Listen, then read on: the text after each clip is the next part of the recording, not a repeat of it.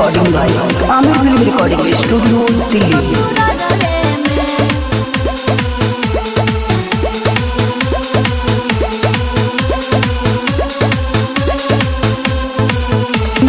विदाई के कहे बढ़ावा अवतारू हो नहीं हरावा में मिले नहीं अवतारू हो।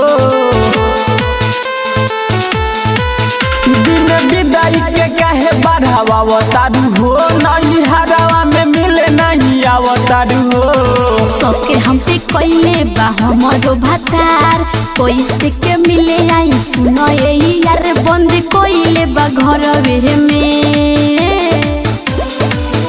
जदी हमारा से कहरे लो प्यार सुनो ये यार तया जो ससुर रवे में। जदी हमारा से कहरे लो प्यार सुनो ये यार तया जो ससुर रवे में।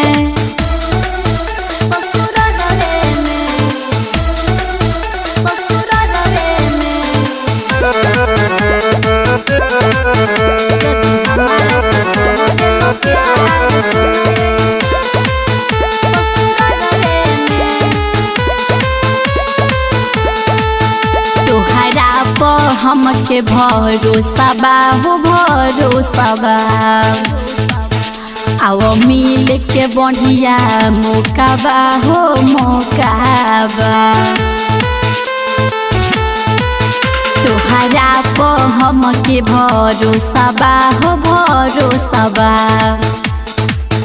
आओ मिल के बढ़िया मौका बा हो मौका बा। अब नहीं होई रानी एगो मिनट लेट आवतानी चढ़ी के हम ना एक बुलेट अब नहीं डरवे में। जदी हमारा से कहरे लो प्यार सुनो यार तया जो ससुर रवे में। जदी हमारा से कहरे लो प्यार सुनो यार तया जो ससुर रवे में।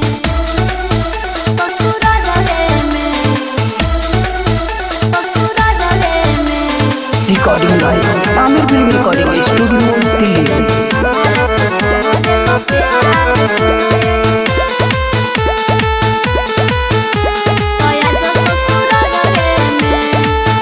राजा पर का सुरई है गरदा हो रानी गरदा हो।